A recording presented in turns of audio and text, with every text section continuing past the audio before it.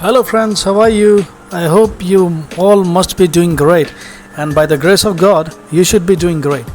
Friends, Donald Trump has backed away somewhat from his earlier commitment to debate Vice President Kamla Harris, questioning the value of a meetup and saying he probably will debate, but he can also make a sense for not doing it.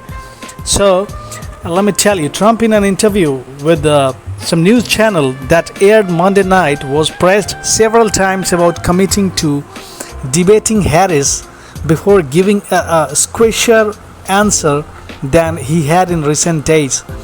The Republican former president had been eager to debate President Joe Biden when he was in Democratic nominee after months of suggesting that Biden was not mentally up for the matchup or the presidency.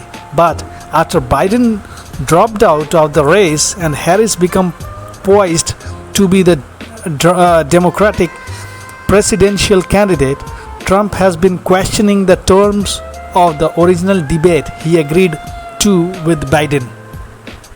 He has suggested the September 10 debate on ABC News should be moved to a different network, calling ABC fake news.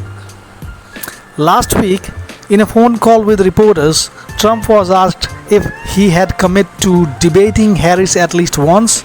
He responded, "Oh yes, absolutely. I would want to," and said there was an obligation to debate. In the interview Monday, host Laura Ingraham repeatedly pressed Trump on whether he would commit to a debate. "I want to do a debate, but also I can say this, everybody knows who I am, and now people know who she is," Trump said. Trump eventually said, "The answer is yes. I will probably end up debating." He went for a minute, saying any debates need to be held before early voting starts in states, and then added, "The answer is yes, but I can also make a case for not doing it." Trump has skipped debates before, including all the 2024 Republican presidential primary debates. He initially didn't participate after suggesting the timing was too early and then questioning the venue of another before eventually making it clear he would not participate in any of those debates. The Republican candidates also sought in the interview Monday to clarify comments he made last week at a conservative event in which he told an audience of Christians that they won't have to vote anymore after he is elected. He urged Christians who he claims don't vote in high numbers to vote just this time and said, "You won't have to do it anymore. In 4 years," he said, "I'll be fixed. I'll be fine. You won't have to vote anymore, my beautiful Christians," he said.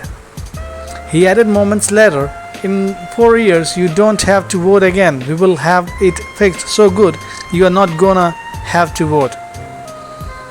The comments drew alarm for Democrats and others who noted Trump's pattern of using authoritarian language. His earlier comments that he would only be a dictator on day one, and his behavior after losing the 2020 presidential election, in which he refused to accept the results and sought to overturn them.